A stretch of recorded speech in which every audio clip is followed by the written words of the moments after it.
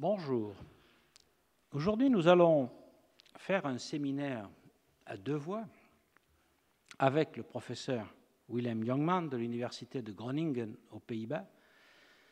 Et avant de le présenter, je voudrais remercier en notre nom collectif le professeur Jongman d'avoir accepté de faire ce séminaire que nous avons préparé et de le faire en français. Alors que, bien entendu, sa langue maternelle est le néerlandais et que sa langue de travail est l'anglais. Mais vous allez voir, il parle un français tout à fait décent, surtout lorsqu'on a un peu préparé à l'avance. J'ai déjà eu l'occasion de présenter le professeur Jongman lors de sa première conférence qu'il a donnée mercredi dernier, et je vous rappelle qu'il en donnera une demain sur l'histoire en général, les standards de vie à l'époque romaine. Mais comme beaucoup d'entre vous n'étaient pas présents, c'est un plaisir d'expliquer à nouveau pourquoi j'ai tenu à l'inviter au nom du Collège de France à intervenir chez nous.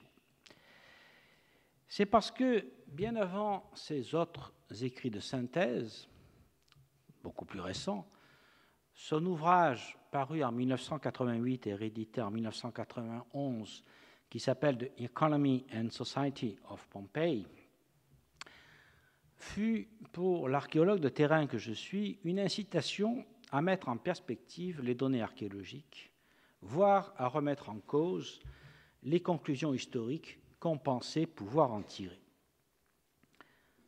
Comme vous le savez, l'archéologie est la seule branche de l'histoire ancienne dont la documentation s'accroît significativement.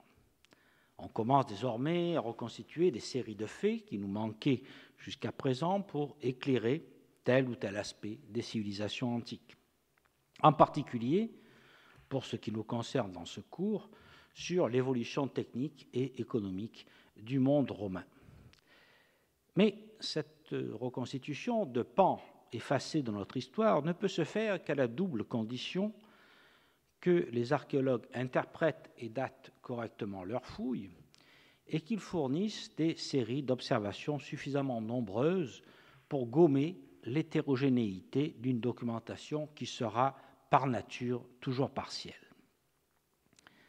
L'historien, de son côté, cherche à obtenir des échantillons significatifs qui puissent répondre à des questions que nous voulons poser à notre passé.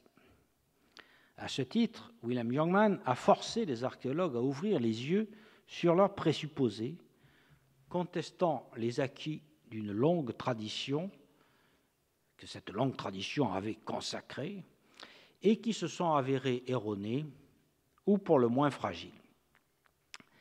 Il écrit qu'il nous a déniaisé, ce qui est en partie vrai.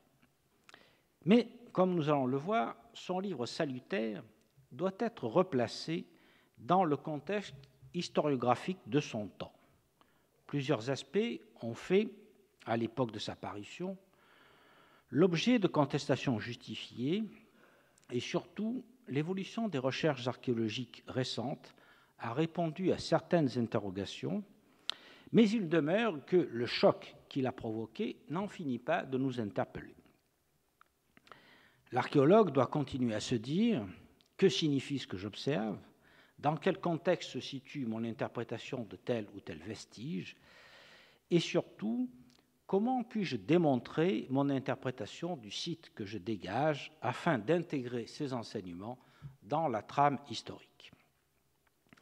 À la page 20 de son ouvrage sur Pompéi, Willem Jongman a écrit cette phrase qui m'avait frappé à l'époque. « De mauvaises réponses à de bonnes questions sont sans valeur, mais de bonnes réponses à des questions sans importance sont ennuyeuses. » Ce qui rejoint finalement l'interrogation permanente d'un autre grand historien de l'Antiquité qui a longtemps enseigné dans cette maison, le professeur Paul Venn, qui se posait toujours la question « Qu'est-ce qui est intéressant ?» Et je vous renvoie à son petit ouvrage « Le quotidien et l'intéressant », paru en 1995. Les archéologues passent beaucoup de temps à donner de bonnes réponses à des questions sans importance. au point que notre discipline est noyée dans les détails et qu'on ne voit plus les grandes lignes. Même souvent, on ne voit plus le pourquoi de nos recherches. Cette pesanteur académique et institutionnelle, promue notamment par les services archéologiques des ministères de la Culture en France ou des Beni Culturali en Italie, qui veulent que nous documentions tous les détails, même les plus infimes, et même et surtout ceux que nous ne comprenons pas, finit par être stérilisante. Il est salutaire que, de temps en temps, quelqu'un comme Wilhelm Jungmann, un provocateur au sens fort du terme, vienne nous rappeler quelles sont nos dérives et quels doivent être les enjeux réels de nos recherches. Quelqu'un qui remette en cause des idées reçues, rabâchées dans une bibliographie surabondante, pour leur substituer des explications souvent dérangeantes, parfois erronées, mais qui nous obligent, en retour, à reconnaître soit qu'il est dans le vrai, soit à affûter nos arguments pour démontrer qu'il a tort. C'est cet exercice auquel nous allons nous livrer maintenant. Je vais d'abord lui laisser la parole pour qu'il nous présente son livre paru il y a presque 30 ans maintenant, pour qu'il nous en explique le contexte et pour qu'il nous dise en quoi et pourquoi sa pensée a évolué. C'est à vous, mon cher. Bien, merci beaucoup.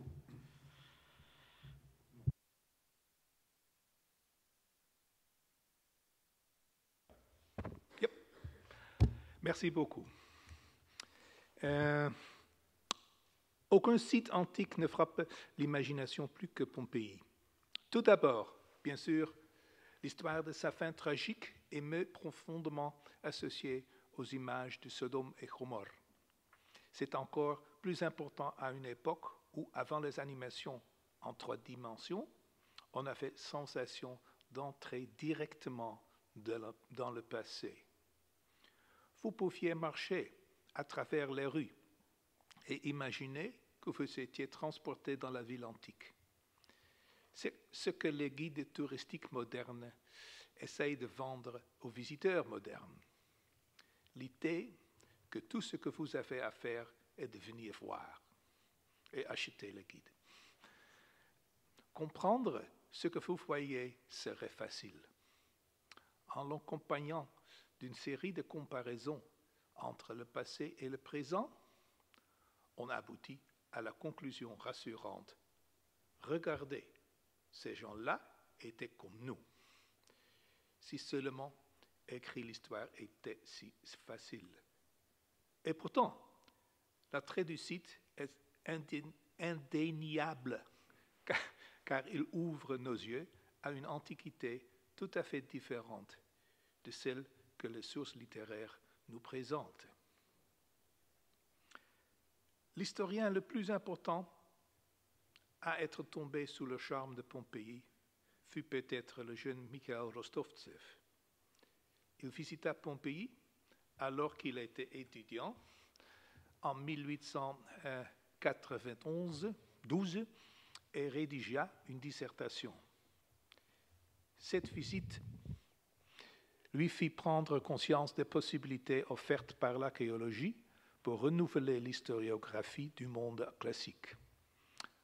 De même que le Rostovtsev de l'âge mûr était guidé par son expérience de la Révolution russe, le jeune Rostovtsev fut marqué par sa visite à Pompéi, comme beaucoup de nous, évidemment. Son approche de la société romaine et son modèle de l'économie romaine ont été façonnés de façon décisive par ce qu'il a vu à Pompéi ou par ce qu'il a cru voir. Il fut impressionné par la richesse et le confort dont jouissaient les habitants de Pompéi et il assimilait ses habitants à ceux de son temps. Pour nous, cela peut sembler absurde, mais si nous nous replaçons dans la perspective de son époque, cela ne l'était pas. L'Italie d'alors entrait à peine dans le monde moderne et il en était de même encore plus fortement de la Russie tsariste. Selon Rostovtsev, cette prospérité était due à l'action de la bourgeoisie commerciale de la ville. Encore une fois, cela montre qu'il est un homme de son temps. Cette explication révèle sa faiblesse analytique, mais la dense description archéologique qu'il donne marque une révolution historiographique et méthodologique. Avec l'approche de Pompéi par Rostovtsev, nous avons, je pense, les deux thèmes principaux de notre discussion.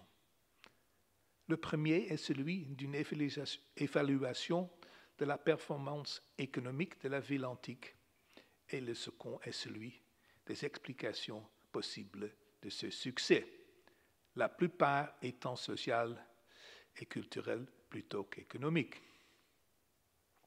Le modèle moderniste de l'économie romaine proposé par Rostovtsev n'a été contesté que dans les années 1960 par un type tout à fait différent d'historien, Moses Finley, professeur à Cambridge, et mon professeur là.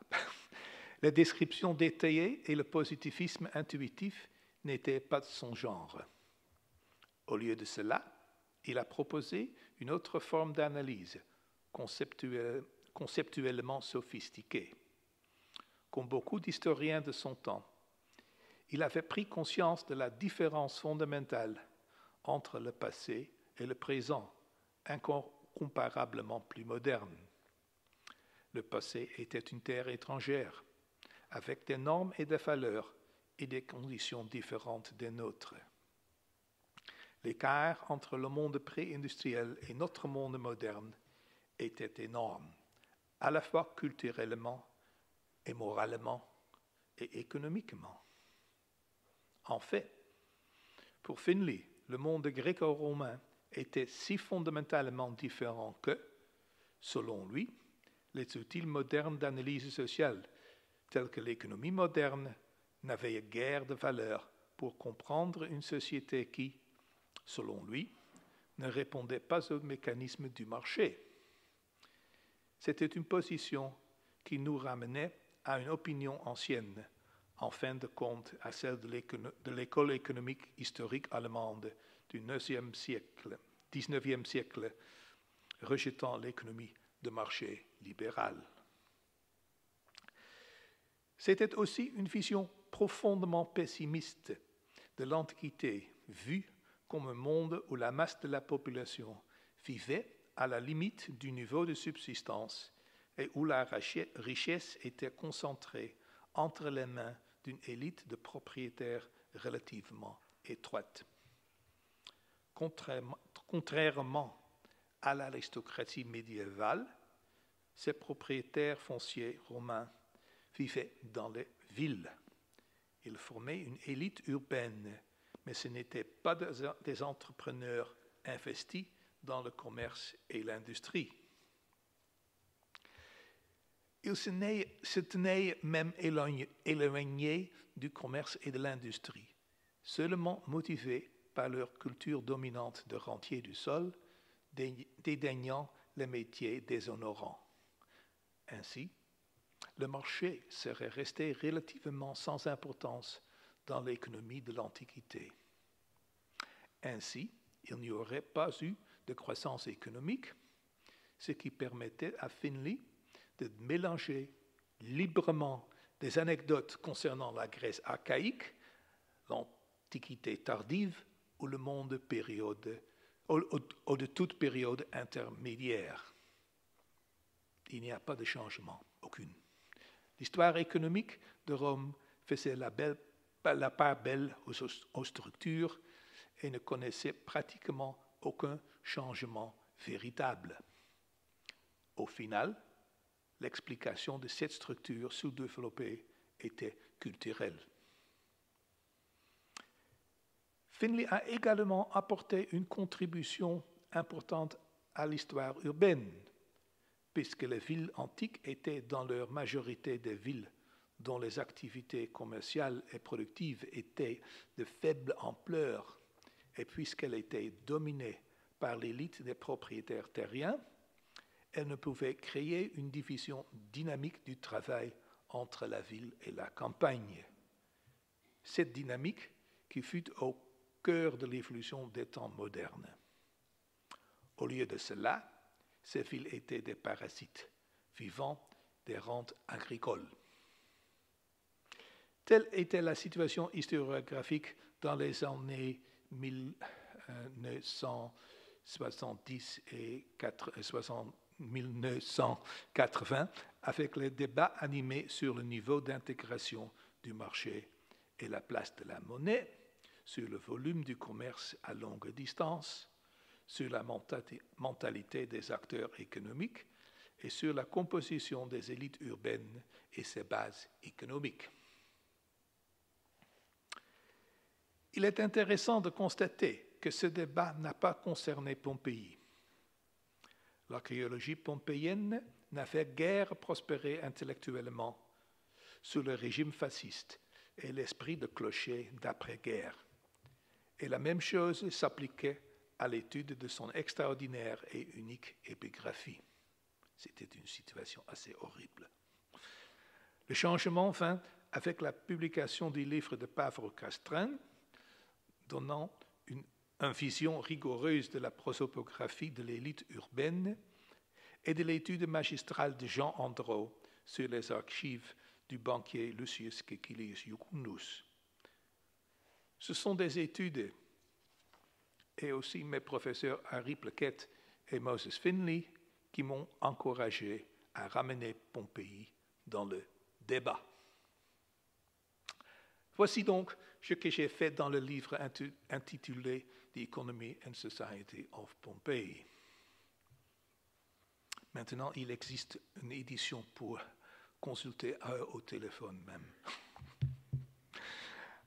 Après un chapitre d'introduction où j'ai défendu l'usage de théories économiques modernes et contre les opinions de mes professeurs et contre presque l'unanimité des historiens de l'Antiquité, je posais que ce que je croyais, et je crois encore, être le problème fondamental de l'économie antique, la pression démographique sur un territoire donné.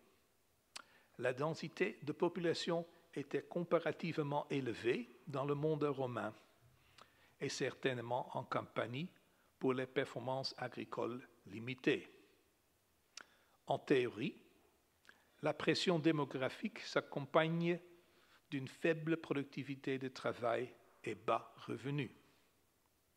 En revanche, puisque la même pression démographique diminue la surface agricole disponible pour chacun, ceux qui disposent de grandes propriétés terriennes jouissent de revenus élevés et les inégalités sociales se creusent fortement. Ainsi, l'agriculture est le fondamental même de la discussion. L'orthodoxie pompéianiste voulait que l'agriculture soit dominée par la viticulture et l'arboriculture pratiquée dans les vallées qui avaient été fouillées autour de Pompéi et en particulier au nord de la ville dans la direction du Vésuve. En bref, une agriculture tournée vers le commerce. Contre cette théorie, j'avais avancé deux arguments. Le premier était que ce modèle ignorait les besoins basiques de la nourriture de subsistance de la population en ce qui concerne les céréales. Le second était qu'il prenait en compte seulement une petite partie du territoire, celle que l'on a découvert, où l'on a découvert des villets, et non la partie méridionale et orientale du territoire où très peu de villets sont attestés. Ma propre reconstruction prend en compte ces deux critiques. J'ai proposé l'idée que la céréaliculture dominait dans la plaine du Sarno afin de nourrir la population locale. L'étape suivante a consisté à examiner la production urbaine et la filière textile en particulier. Un ouvrage sur l'industrie de la laine à Pompéi venait juste d'être publié par Walter Müller qui affirmait que l'économie urbaine de Pompéi était dominée dans sa première phase par l'industrie textile qui produisait pour l'exportation et qui était contrôlée par l'élite locale, comme au Moyen Âge. Aussi, je fus conduit à réexaminer tous ces ateliers et je conclus que les preuves de leur fonction en tant qu'atelier textile étaient minces, tout comme les preuves concernant l'engagement de l'élite dans ses activités productrices. Ma contre-proposition était que la production textile était destinée à la consommation locale et pas beaucoup plus. Ainsi, autant dans mon analyse de l'économie rurale que dans l'économie urbaine, j'aboutissais à la conclusion qu'on avait affaire principalement à une économie tournée vers l'autosuffisance.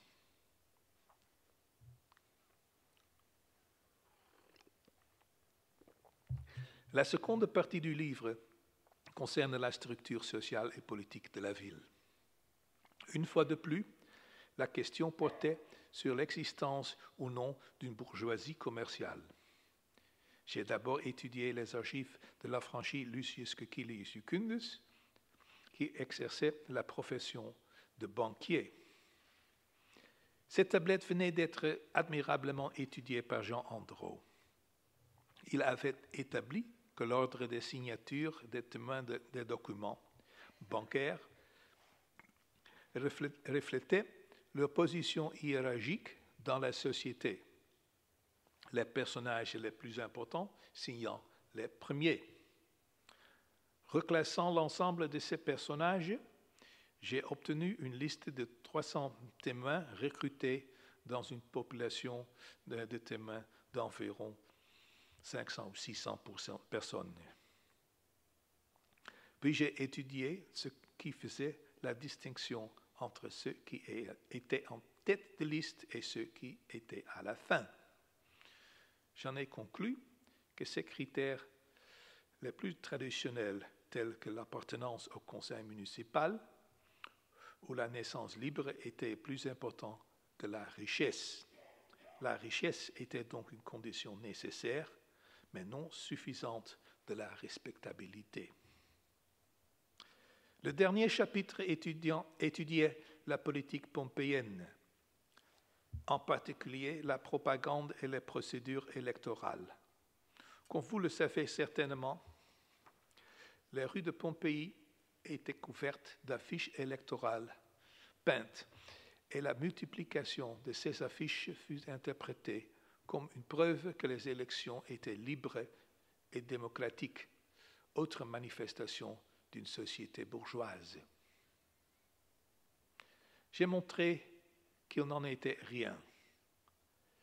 Les candidats aux magistratures étaient très riches et de naissance libre. De plus, je pus démontrer que, pour les magistratures les plus élevées, il n'y avait jamais plus de 2 candidats pour les 2 postes de duo-féerie, comme au Union soviétique, et que pour les candidats de l'édilité, il n'y avait que 2 paires de 2 candidats pour 2 postes, l'une des 2 paires jouissant un soutien officiel des dirigeants de la colonie. De façon significative, les 2 candidats qui n'avaient pas de patronage officiel font l'objet d'un nombre d'affiches beaucoup plus élevé que les autres. Là encore, je ne vois aucun signe rappelant la société bourgeoise. Au contraire, je note la domination de l'élite foncière et l'emploi du parrainage pour contrôler le montée des hommes nouveaux qui s'agrègent à l'élite par la gestion des magistratures.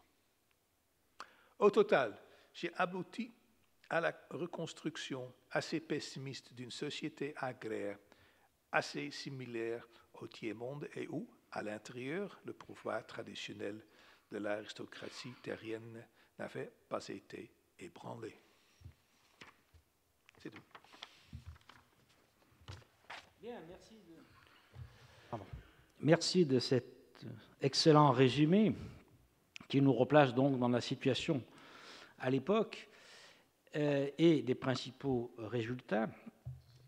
Bien entendu, ces résultats ont été contestés au fil du temps, à l'époque et au fil du temps, et je ne vais pas me priver, effectivement, de les contester moi-même. Je propose de commencer par les questions qui font probablement le plus consensus désormais, pour aller vers les désaccords persistants. Il faut souligner deux aspects essentiels de votre démarche qui, après quelques critiques de détail, ont fini par remporter le consensus général. La première est l'utilisation des méthodes et théories qui supportent l'analyse économique moderne, qui suppose l'analyse économique moderne appliquée aux sociétés préindustrielles. La seconde démarche est la critique lucide des données épigraphiques pour analyser les comportements socio-économiques sociopolitiques par rapport à la situation économique. Je commence par la première. L'idée fondamentale de l'application des méthodes modernes est que l'espèce humaine a des besoins de base qui transcendent les conditions culturelles. Il faut que l'homme ingère un certain nombre et un nombre minimum de calories, il faut qu'il couvre son corps dans les pays tempérés, et il faut qu'il ait un abri pour ne pas mourir de froid ou de faim. Cela implique plutôt qu'avant toute recherche sur un éventuel développement économique qui aboutirait à des excédents ou à du superflu, il faut examiner d'abord comment une société assure la satisfaction de ses besoins de base. Il s'agit de déterminer ce que Fernand Braudel appelle les limites du possible dans son fameux ouvrage « Civilisation matérielle, économie et capitalisme » XVIe, XVIIIe siècle. Ces limites sont, dans une société pré-industrielle, des contraintes insurpassables. Les archéologues travaillant sur Pompéi le savaient intuitivement, mais ils n'en tenaient pas trop compte en réalité, restant dans un flou confortable. Wim Jongman s'est efforcé de calculer, pour une population donnée, combien de surfaces cultivables devaient être consacrées aux céréales pour nourrir les habitants de la ville et de sa campagne, avant même qu'on en vienne à discuter le volume d'exportation du vin. En effet, les archéologues sont éblouis par le vin. La viticulture présente deux avantages pour nous. Elle livre des vestiges de production bien reconnaissables et parfois spectaculaires, et, au moins dans l'Italie de la République et du Haut-Empire, le vin est commercialisé dans des amphores qui ont le mérite de se conserver éternellement, d'être aisément identifiables et de nous livrer des étiquettes peintes fort précieuses, donnant le nom du vin, l'année de production, le nom du propriétaire et ou du commerçant. On comprend qu'une abondante littérature ait été générée par la filière viticole qui, de plus, se prête à des analyses culturelles et à des digressions érudites sur les sources antiques. On peut citer Pline, les poètes, les satiristes comme Martial, toutes citations et gloses qui sont fort goûtées dans les joutes académiques. Les céréales sont bien moins excitantes. Les archéologues, même à Pompéi, peinent à mettre en évidence leur présence, d'autant plus que, jusqu'à récemment, ils ne prenaient pas la peine de tamiser à l'eau pour récupérer les graines. Tout au plus, peut-on décrire et commenter la partie terminale de la filière, les meuneries et les boulangeries. Mais cela ne nous donne aucun indice sur le niveau de production, d'autosuffisance ou de possible exportation. Bref, les céréales sont restées les mal aimées des archéologues jusqu'à ce qu'on commence à les étudier systématiquement en déterminant et en comptant les graines. C'est un travail qui est déjà bien avancé pour le nord-ouest de l'Europe. Je vous renvoie par exemple aux études de Véronique Materne du CNRS. Il commence ailleurs, mais nous sommes loin, en Italie, de disposer de bases statistiquement fiables. À Pompéi, point n'est besoin de dire qu'un énorme potentiel a été gâché par le passé, et sur ce plan, l'accent mis par Wilhelm Jungmann sur cette question doit forcer les archéologues à trouver, par tous les moyens, de nouvelles données pour répondre à ces interrogations. Cela pourrait passer, par exemple, par un programme spécifique sur quelques sites dits mineurs de la plaine du Sardo pour vérifier ces hypothèses sur des cas concrets. Mais j'ai besoin de dire que fouiller une riche villa avec ses peintures, ses mosaïques, ses œuvres d'art est autrement plus motivant pour les fouilleurs.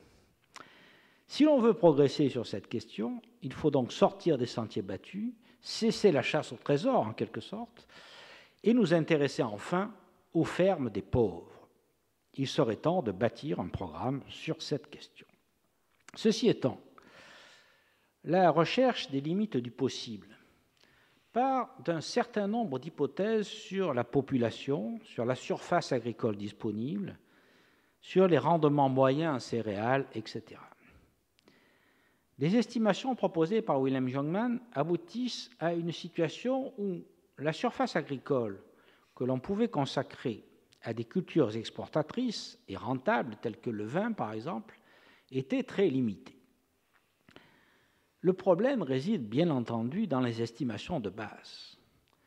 La marge destinée aux cultures exportatrices peut augmenter notablement si la population de Pompéi était un peu inférieure aux 15 000 personnes estimées, ou si les rendements sont, du fait d'une meilleure façon de cultiver qu'au début de la période moderne, légèrement plus élevés.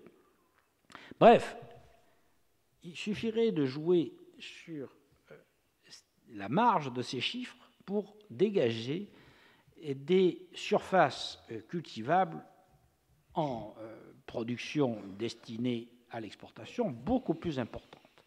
Donc ma question est, quelle est votre position aujourd'hui sur les estimations de base, sur les modes de calcul et sur les résultats auxquels vous parveniez? Et la deuxième question qui est liée, est-ce que vous êtes toujours d'accord avec ces paramètres? Et si ce n'est pas le cas, comment faudrait-il les modifier? Merci beaucoup. Oui, vraiment. Et j'ai changé mes opinions. Mes opinions présentes sur les estimations de production et de consommation. Je continue de penser que beaucoup sont globalement justes. Je pense encore que la population urbaine était d'environ 8 000 ou 12 000 habitants. Je crois aussi que mes estimations du territoire d'environ 200 km², alors 20 000 hectares, sont plus ou moins correctes, avec une population d'environ 180 personnes par kilomètre, sont aussi plus ou moins correctes. Il est très difficile de s'imaginer d'autres possibilités. Mycoflore, par exemple, a récemment estimé qu'il y a fait seulement 100 km². C'est possible, mais l'implication est qu'il y a le pourcentage de la population de Pompéi qui vivait dans la cité est beaucoup plus élevé qu'il est normal pour une société près de chez eux. C'est simplement, je crois, impossible d'avoir une si grande population urbaine avec un si petit territoire. Alors, il n'y a pas beaucoup de possibilités de changer, et je ne crois pas qu'il est possible de diminuer la population urbaine, parce qu'il y a simplement beaucoup de maisons par là. Et demain, environ 500 grandes maisons. On ne peut pas vivre dans une telle grande maison avec des domestiques. Alors, 10 ou même 20 personnes par maison n'est pas extraordinaire. Ils sont de très grandes maisons. Alors, 10 fois 500, c'est déjà 5000.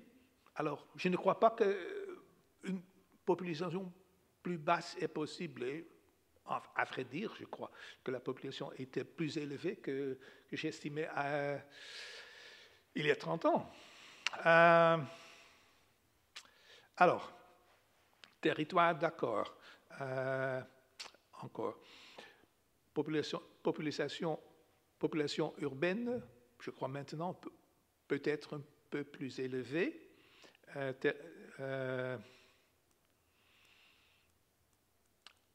Le problème est, je crois, le besoin de céréales est encore très sérieux. Il y avait 30 000, 40 000 habitants. Ils devaient manger du pain. Et les auteurs précédents l'avaient simplement ignoré. Alors, il avait besoin de produire des céréales. Il n'est évidemment pas possible d'être très sûr comment de territoire on avait besoin de produire tout ça, mais plus ou moins correct. Mais il y a un problème à propos du vin. Et ça, c'est la situation. Ça, c'est l'estimation que j'ai changée. La production de vin ne nécessite pas énormément de terre. Et les vignes peuvent être conduites sur des arbres. En bref, c'est là où je voudrais savoir faire la différence. La population peut être aisément le double. La production peut être aisément le double de mes estimations et destinée à l'exportation.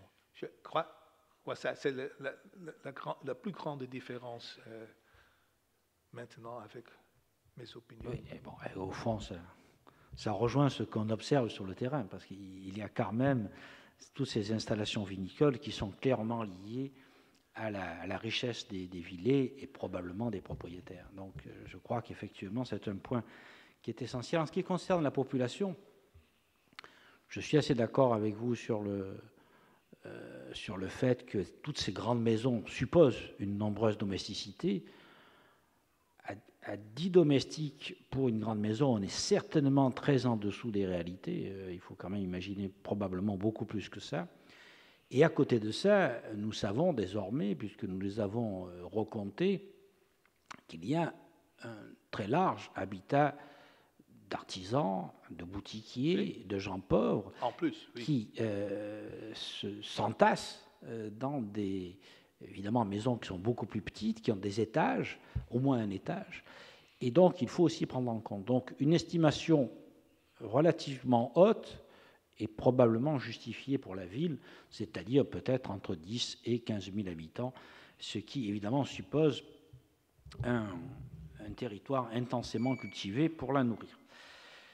Donc, je vois en quoi vous avez évolué de ce côté-là, et je voudrais qu'on en vienne maintenant à aborder notre apport majeur de votre livre, qui concerne l'analyse des comportements sociopolitiques par rapport à la situation économique. Vous avez démoli, à juste titre, les théories d'Amedeo Maiuri sur l'envahissement de Pompéi par les affranchis nouveaux riches qui auraient occupé les anciennes maisons aristocratiques avec leurs ateliers et leurs boutiques et qui auraient pris les commandes de la ville. Vous avez démoli les attributions des maisons à des personnages dont le nom est inscrit sur la façade et dont Matteo della Corte, dans son ouvrage Casa ed Abitanti di Pompei, avait fait un usage erroné et abusif.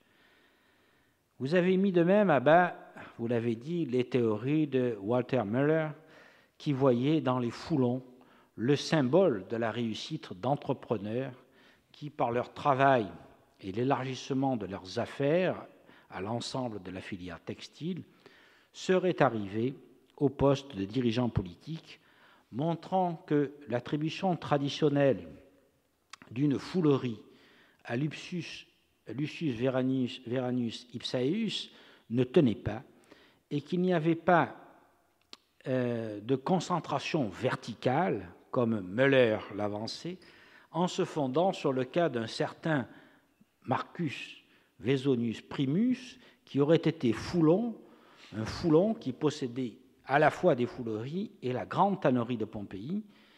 Et vous avez donc montré que ce personnage n'existe pas, car c'est une chimère formée de l'assemblage artificiel de plusieurs inscriptions. Vous avez aussi montré que l'incontestable ascension sociale de certains affranchis s'était faite sous le contrôle de l'élite foncière par le biais des patronages et non de façon autonome contre la classe dirigeante qui n'a véritablement jamais relâché sa domination. Sur toutes ces questions, votre critique radicale a anéanti des décennies de publications et cette œuvre salutaire a été, de nettoyage en quelque sorte, a été bien saluée par la critique. Mais ma question est, par quoi remplacez-vous l'ancien modèle qui prétendait expliquer le développement économique de Pompéi par la montée en puissance de la classe nouvelle, celle des affranchis? Vous avez considéré que fondamentalement rien n'avait changé par rapport à la période samnite et qu'il n'y avait pas eu de décollage réel de l'économie.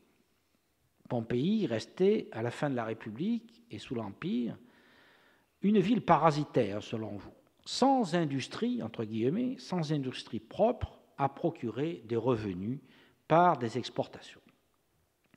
Vous avez considéré que les exportations de vins avérés n'étaient pas très importantes et vous avez estimé que toute forme d'artisanat était tournée principalement vers la satisfaction des besoins de l'élite foncière, soit directement, par exemple par les foulons nettoyant les vêtements ou les artisans de luxe qui faisaient les bijoux ou qui préparaient les parfums, soit indirectement, par exemple par les forgerons fabriquant les outils utilisés dans les domaines agricoles de l'élite.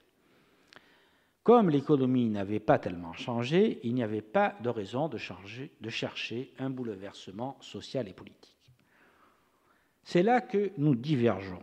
Je ne conteste pas que le pouvoir social et politique soit resté entre les mains de l'élite traditionnelle, renouvelé continuellement, comme vous l'avez souligné à plusieurs reprises, par le hasard des décès qui, dans des sociétés totalement démunies face aux maladies infectieuses, fauchaient souvent des familles entières et annihilaient les descendances.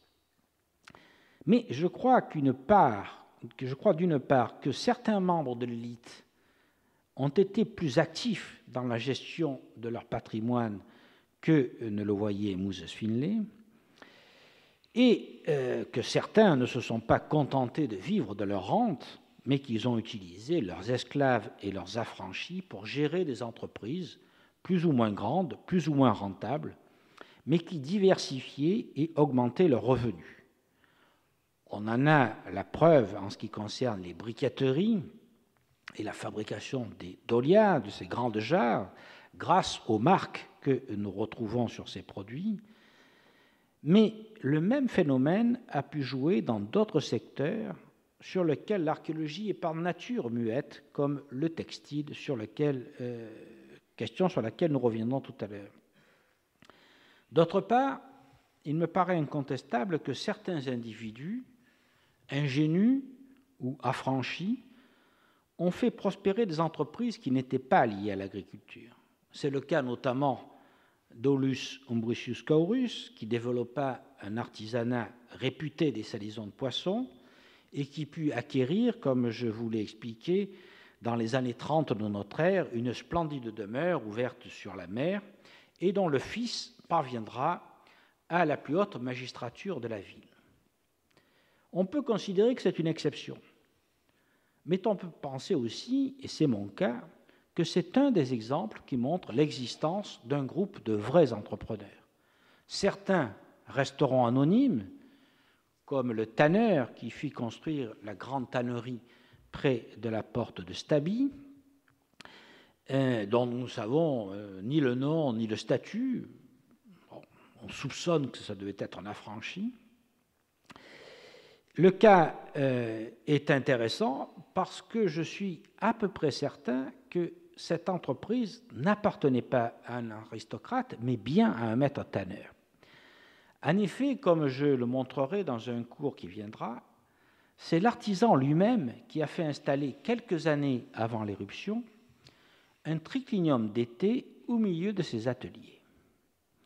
On ne peut pas imaginer un autre personnage qu'un homme de l'art donner des banquets dans ce contexte, à cause notamment des fortes odeurs qui devaient y régner. Il y a d'autres exemples, comme l'exploitant de l'atelier de bronzier du Fondo Barbatelli au nord de la Porta Vesuvio, c'est-à-dire en dehors de la ville. Et enfin, il doit y avoir des marchands qui ont fait de solides fortunes, mais qui sont bien sûr difficiles à débusquer par les archéologues, car le commerce en gros laisse encore moins de traces que le commerce de détail. Le cas de l'affranchi Caius Munacius Faustus, qui fut Augustalis et Magister Pagi, pourrait être emblématique si c'est bien le même homme qui a écrit son nom sur un rocher du Wadi Meni dans le désert oriental d'Égypte.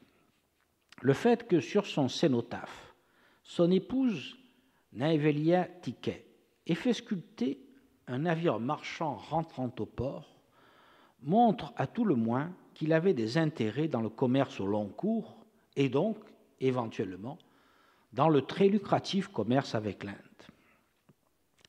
Ma question est donc triple. Contestez-vous ces interprétations que je viens de donner? Deuxième question, si vous les acceptez, comment modifiez-vous votre modèle pour prendre en compte ces cas de réussite individuelle indépendante des fortunes foncières, mais qui semblent finalement assez nombreux? Et pensez-vous qu'à l'origine, les fonds pour démarrer les entreprises des affranchis ont été avancés par le patron et que les bénéfices sont en partie retournés à la famille dominante? Merci. Une fois de plus, et une fois de plus, nous sommes, je crois, largement d'accord. C'est ennuyeux, mais c'est vrai. Mais je veux aussi souligner l'existence d'un large groupe de gens riches qui ne faisaient pas partie de l'élite politique de l'Ordo Decurionum, de 100 personnes. La ville avait environ 500 grandes maisons, alors qu'il y avait un autre groupe d'environ 400 familles riches. Je suis convaincu que la plupart d'entre eux étaient des riches affranchis. Ils étaient la force montante de l'économie. Il nous faut sortir de l'édit de Finlay qui pensait que l'économie croît seulement si la classe supérieure de la société s'implique et investit. Ces riches affranchis pourraient bien avoir été impliqués dans la manufacture, mais probablement aussi dans le commerce et la viticulture. Pourquoi pas? Il est important de se réaliser que dans la recherche récente, l'esclavage rural a diminué d'importance, bien qu'en même temps, l'esclavage urbain semble avoir été beaucoup plus important, et pas seulement avec le personnel domestique ou dans la prostitution, même si la dernière était une activité d'une très importante quantité. Il faut se réaliser que, à part de toutes les fonctions domestiques, et toutes les activités administratives et financières des riches familles, une grande partie des activités commerciales et artisanales furent exercées par des esclaves et des affranchis. Nous le savons par les albums des collèges d'artisans et plus généralement de l'épigraphie urbaine de Pompéi, mais aussi de Rome et d'autres villes. Il y a des affranchis et des esclaves partout. Il est important de se réaliser que le secteur de l'économie avec le plus de dynamisme fut dominé par des esclaves et des affranchis, bien que leur patron restait dans l'ombre comme investisseur. Alors, les affranchis, avec le plus de succès, pouvaient devenir riches et demeurer dans de grandes maisons, comme nous voyons à Pompéi. Par exemple, nous les trouvons en grand nombre dans l'archive du banquier Lucius Caecilius Jucundus, où, si je me souviens bien, environ 80% des témoins étaient des affranchis. Un autre exemple est assez fameux, est celle de le jeune Numerius Popidius Celsinus, qui, à l'âge de 6 ans, a payé pour la restauration du temple d'Isis à Pompéi et fut récompensé avec acte lectio dans l'ordre des Decurions, cum esset honorum sex, bien qu'il avait seulement 6 ans. En théorie, c'est impossible. En réalité, c'était son père qui, comme affranchi, ne pouvait pas entrer dans l'ordre Decurionum et avait payé pour l'ascens social de son fils. Comment est-ce qu'on peut estimer aujourd'hui, comment vous verriez, si vous reveniez sur le sujet, comment on pourrait estimer de façon plus précise, dans l'ultime phase de Pompéi, sur laquelle nous avons la plus forte documentation, quelle est la proportion de ces affranchis par rapport à l'élite rurale traditionnelle. Vous avez l'air de dire qu'il y a environ une centaine de familles d'affranchis montants, si on peut dire. Comment est-ce qu'on pourrait mieux préciser ce chiffre? C'est difficile. C'est très, très difficile. Malheureusement. Les 100 membres de l'ordre Decurium sont évidemment indigènes. Des propriétaires fonciers locaux. Il y a des propriétaires fonciers et des naissances libres. Et les autres 40-100, je crois que la plupart sont des affranchis, bien que dans d'autres documents, il y a toujours beaucoup d'affranchis.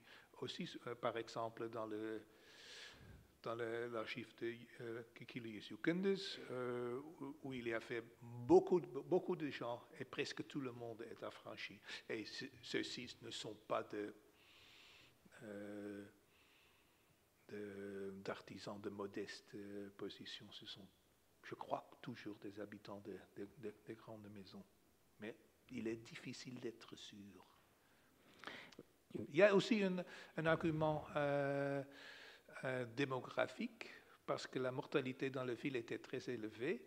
Alors c'était les esclaves qui remplacent la population libre, et puis dans la prochaine génération, peut-être. Mais toujours, je crois, beaucoup d'affranchis dans l'épigraphie funéraire à Pompéi et partout presque. On voit si beaucoup d'affranchis.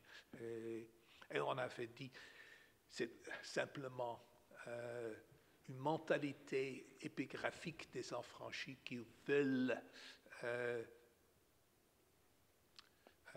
qui veulent montrer se manifester. Leur position sociale. Je ne crois pas. Je crois que c'est une réalité, une vraie réalité. Il y avait simplement très beaucoup d'affranchis dans des positions d'importance. On les voit partout. Donc là, il y a une nouvelle recherche à faire dans ce sens pour essayer de mieux préciser cette proportion. Est-ce que vous ne pensez pas que dans les archives de Jucundus, il y a un biais du fait que ce qu'il traite, c'est surtout des ventes aux enchères et assez peu finalement de biens ruraux, donc ça peut fausser un peu la perspective aussi. Je ne sais pas, les témoins y participent parce qu'il était